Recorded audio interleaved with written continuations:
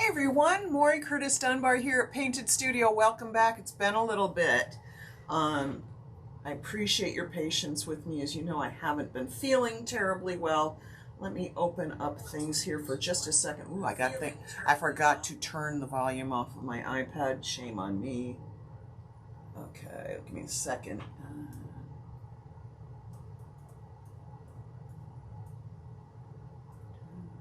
One more.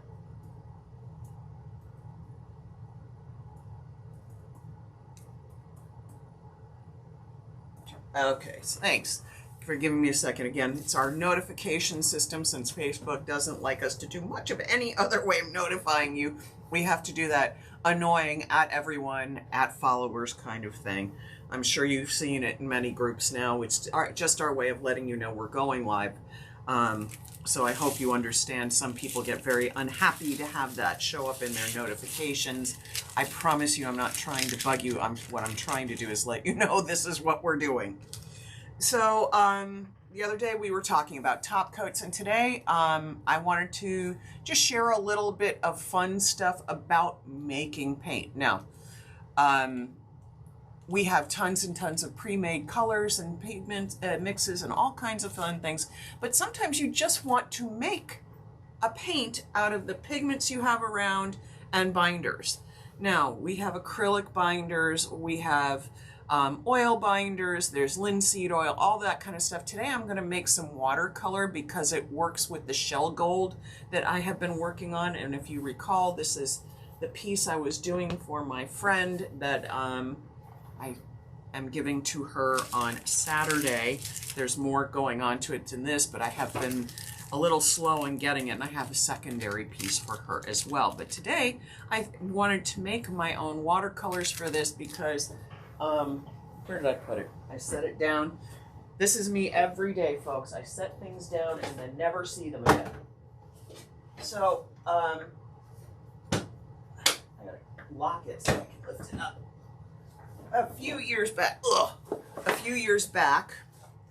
I went to Salon in New York, which is an event for artists. You become a member and you're invited to participate. I have never applied. I keep saying I'm going to do it, and then I never do. That's on me. It just keeps getting to be one of these things. And it's a worldwide event. It's held, I think, every 3 years. It's held here in the United States in some part. And a few years back, it was held in New York, which was amazing. And they had, one of the rare times, they had vendors there. They don't usually have vendors there, but this time they did. And one of my favorite companies, Kremer, which is a German company, was there. They have a store in New York, and they had a booth. And they had this outrageous selection of pigments and colorants and shellac flakes and all of this stuff. And then they did the show special, which I'm going to show you right now. They had this vault of blue pigments as the show special. Now, I love blues. I did. I never liked them as a younger person. I wanted everything pink and girly. I have developed such a love of blue, I can't tell you. And there are 1, 2, 3, 4, 5, 6, 7, 8, 9, 27, 20, 30 different blue pigments in here. Now, these little jars, like this one, they're a few little jars. These are very rare. They're more expensive pigments. I shouldn't say they're very rare. And on the lid of the container, it tells me what's in each jar should I mess up and accidentally cover things on the label. So I pulled 3 jars out of here. That's why there's empty space. And I'm going to make some watercolors and gouache paints. And gouache is an opaque watercolor. Sorry, my seat is not sitting right. Gouache is an opaque watercolor. And I actually used it like insane in college because we used to use it for textile design and stuff like that. So to make these things, there's lots and lots of formulas out there, but for me, because I like things simpler, I use liquid gum arabic because that means that the gum arabic granules have been dissolved in liquid instead of going through some of the more complicated measurements. If you're really into making your paint from scratch, You use liquid gum arabic, glycerin, and there are formulas everywhere online. I'm showing you my easy way that I like doing it. So I will make watercolor, I will actually make gouache paint, and then I'm going to put it, I can use it, as soon as I mix it, I can use it. However, I will probably put some blobs of it here on chunks of watercolor because I don't have tons of extra pans floating around, and I'm not making a ton. I make little drops and put blobs here on watercolor paper, and so when I'm ready to use it, I can just chip off a little piece and put it in a little dish like this, or I could even just dip a wet brush into it and use it off of the blob. So let's have a little fun making paint. Let's see if I've got my camera angled where it needs to be. Yep, it looks like everything's there. So the first thing I'm going to do is I'm going to make some cobalt. Now, if you look in front of me, I have 3 jars. I have cobalt blue, dark, cobalt violet, dark, and indigo. These are all pigments. I haven't opened these jars, so I have no idea how finely ground they are. That's why I have my little mortar and pestle here. I have whiting, which is, and I could have used chalk, but whiting and chalk work just as well. I have a little distilled water. I have my jar of my bottle of gum arabic. This is called a muller. As you can see, it's a frosted surface, and you use it like this to mix things together. This is a glass plate. This is just a piece of glass. If you needed more grinding on your surface, you could get some frosted glass. You just want to have a little friction to grind the liquid in the powders and get them to bind together. Gum arabic is your binder. Now, I know a lot of people who've made it with distilled water using honey. That's something that we do when we make shell gold. But with this, I'm going to use gum arabic because the way this is made, it's all pre-made, it's stable, and if it dries, it won't get funky, it won't smell weird, it won't get moldy. So what we're going to do, first thing we're going to do, and God love me, I'll probably screw it up because I haven't done this in so long. I'm going to take a little bit of my pigment in here because it's a little bit chunky. I don't know if it's just chunky because it's got moisture in it, or if it's chunky because it needs a little extra grinding. I don't know. We'll find out. I'm going to take because I want a more opaque pigment, I'm going to take just a touch of whiting. I don't want it. Sorry, I hit the phone. That made it talk too. I just want a little more opacity. I don't want to turn it a lighter blue, which I might change the tone too much. And then I'm going to take my mortar and pestle, and I'm going to kind of give it a little grind. And I hate doing this. This is an absolute sensory thing that makes me nuts. I hate the feeling of this stuff grinding.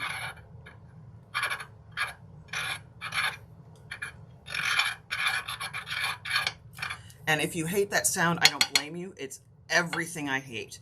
So this, if you have, like, to me, it's like fingernails on a blackboard. So if you hate that sound, turn the sound down until I start pouring this out of the mortar bowl.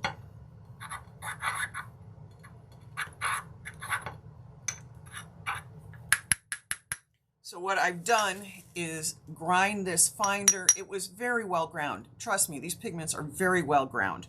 But I just wanted to get in there, and I also wanted to mix in the whiting. So over here, I'm taking everything out. And yes, stuff sticks to the bowl, so get in there.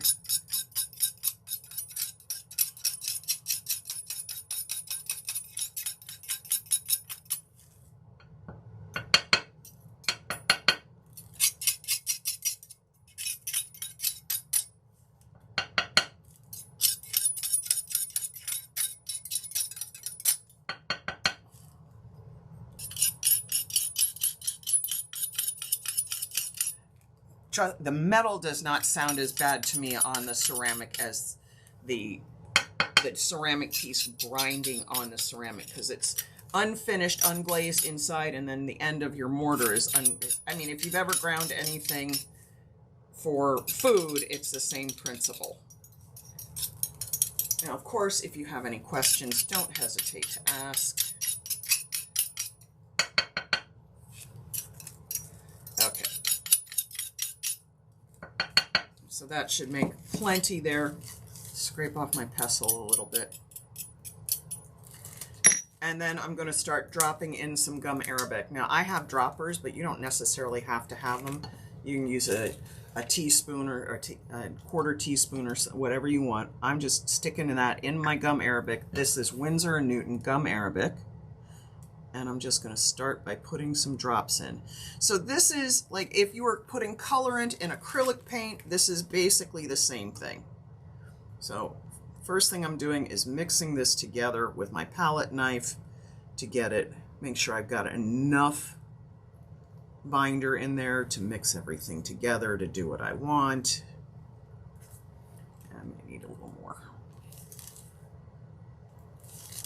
All right, so let me see if I can get this off here. And then I'm going to show you what the muller is for, because this is kind of a gritty mixture. So the muller goes onto the paint and it smears it around like that and it smooths it. Now, this is clearly more efficient if I'm making larger amounts of paint, and it creates a little suction. But now I have a nice smooth paint out of this, and I can come back in here and scrape this off and get my stuff in there. And this makes the blend neater. You can do this without a muller. You could do this very easily with a palette knife. I like the muller just because it makes things a little neater. And then I take it all. Again, I'm not making a lot of paint here, folks. I'm just trying to make enough paint for like the project that I'm working on now. If I needed to pour for a bigger thing, if I wanted to make paint to use for long term, I needed more of it, whatever, I would do it differently. I'd have a lot more, I'd have a bigger glass, and I'd have a different vessel. All right, where is what I was looking for? Here's what I'm looking for. I'm just trying to get all this together. So I'm just trying to shove it all in one spot over here. I may or may not put this on the card to dry out for now because I have to use it today. I may just leave it over here. And of course what I'm doing is trying to, because I have 3 more colors to make, so I'm trying to kind of isolate stuff. And I'm doing a bad job of it because it's been a while since I've done this. I used to be able to like flop this stuff around and just scrape the glass really super clean. Today that's not happening. But gum arabic is the binder that's used with pigments for watercolor paint. When you add a little bit of whiting to it, it's what makes gouache, which is opaque watercolor. Now, how opaque my watercolor is, I'll find out later when I use it. Now, come on. All right, so I've got enough paint there for what I need. And where's my water sprayer? Because I'm going to be making a mess here. I can tell this is just not going to go the way I wanted it to. But I spray a little water on there. I grab a paper towel. I should have had the paper towel in my hand first. My palette knife is cleaned off. I'm ready to go for my next color. I'm going to try my next color. Since those pigments were really well ground, I may not put them in. I'm going to try skipping the, I'm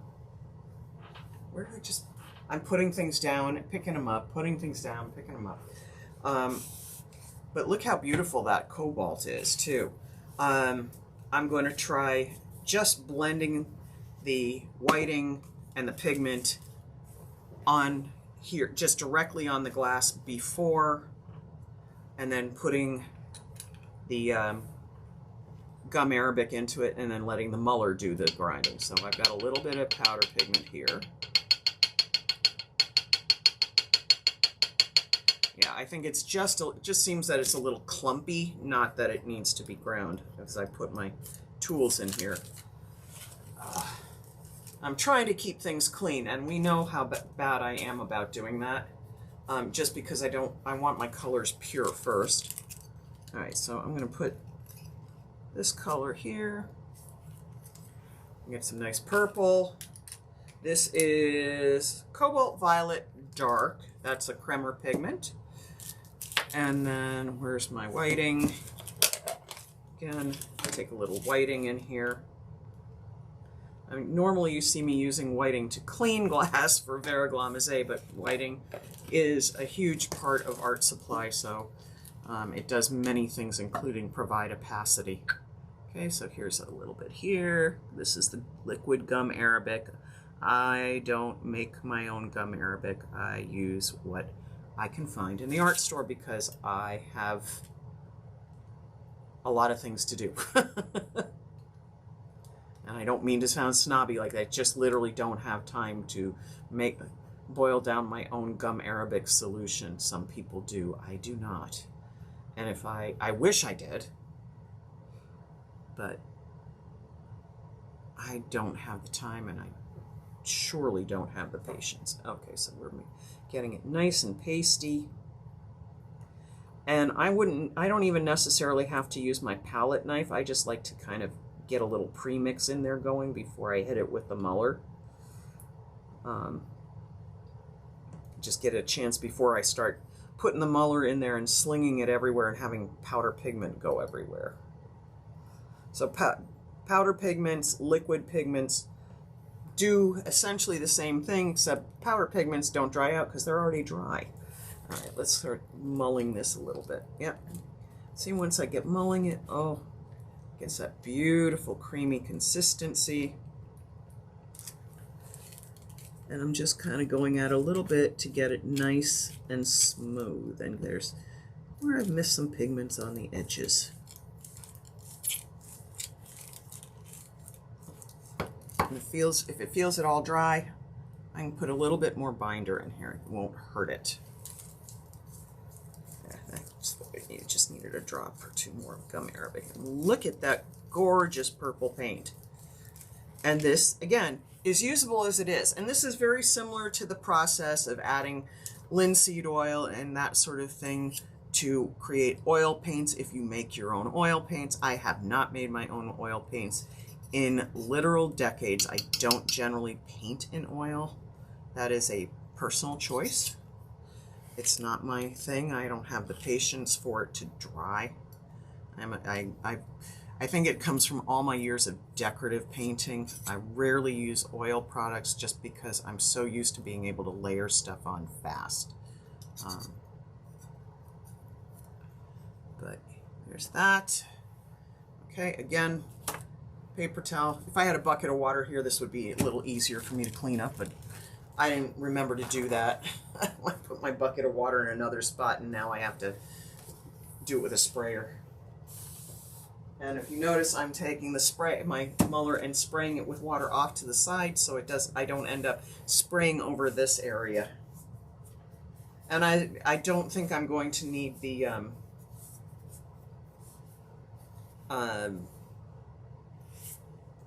mortar and pestle, since these pigments are so well ground and they're dissolving so beautifully. I don't think that's going to be an issue.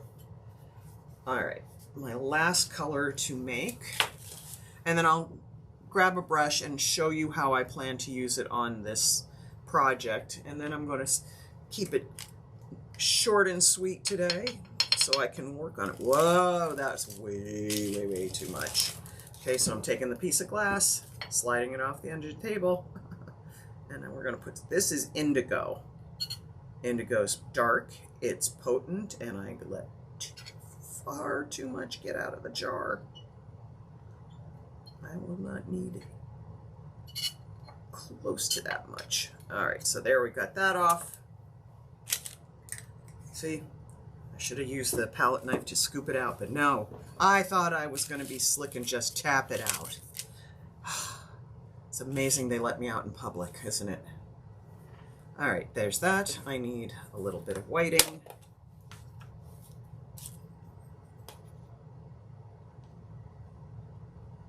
Just a touch right there. There's a touch.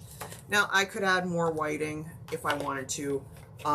Since it's been a while since I've done this, I think I'm looking at the way this is going. I'm probably fine with this much, but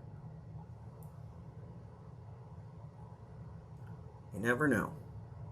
I'll know later when I put it on paper.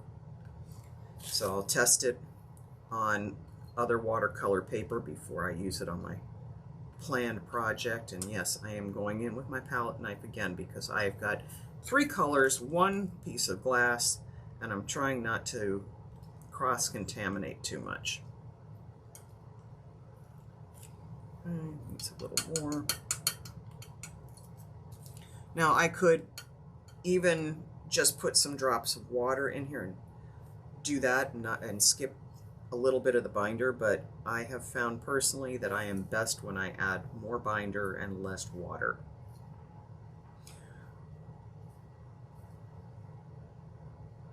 And each pigment being what they are, they may take a little more, they may take a little less. It's definitely something, when I'm doing this, I'm feeling it by hand. I'm pushing down on it, I'm feeling what the absorption is, whether I'm getting paste, whether I'm getting goo, whether I'm getting liquid. I think I'm pretty good there. Let me give it a shot. It's a little pasty. It needs a little more. Okay. That's better. And this is a little gritty, so I'm going to have to work it a little bit. I probably might have put this one in the mortar and pestle, but this will come out.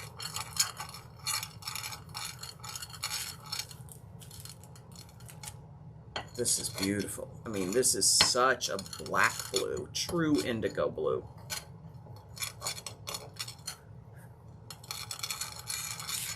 I think I'm going to take this out, and I might put a drop of water in here. Okay. Yeah, I think I want a little water in this one, just to make it a little more liquid.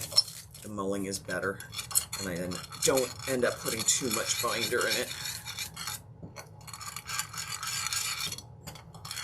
So the reason gum arabic is used for watercolored paints is gum arabic is water soluble.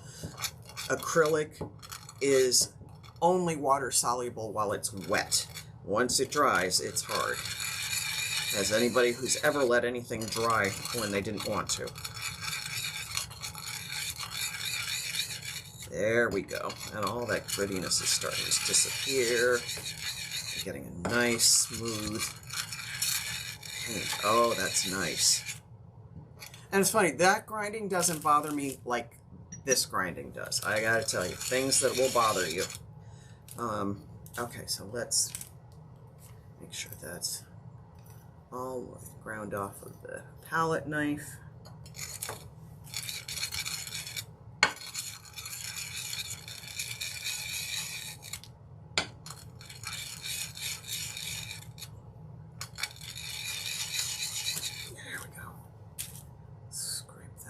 There, that on there, and once again I'm going to spritz this down, although I could let this dry on here and it wouldn't matter. I just take it to the sink and scrub it. So maybe I'll do that because I've been taking my chances with spraying water right now. So the next thing I want to do is now I'm going to test my color, and I already have water in here, so that's fine. Let me get a couple brushes. So here is just a standard brush. I was going to put the drops on here. I'm not bothering with that. I'm just going to keep it on my plate since I was able to keep them all separate. I'll wet my brush like you do with any other watercolor, and I'm going to come in and grab this. Now obviously you can make it sheerer as you add more liquid, but the point of gouache is to be opaque. And I'm really liking how that is. So that is ideal for what I was going to do. I'm going to come in and grab another brush. I'm going to take my purple cobalt. And you can see this is starting to dry up, so that's just fine too. That means I put it away and I have that for later too. It'll re-wet. Gouache is usually sold in tubes because then you don't want to add so much water and it doesn't end up too transparent.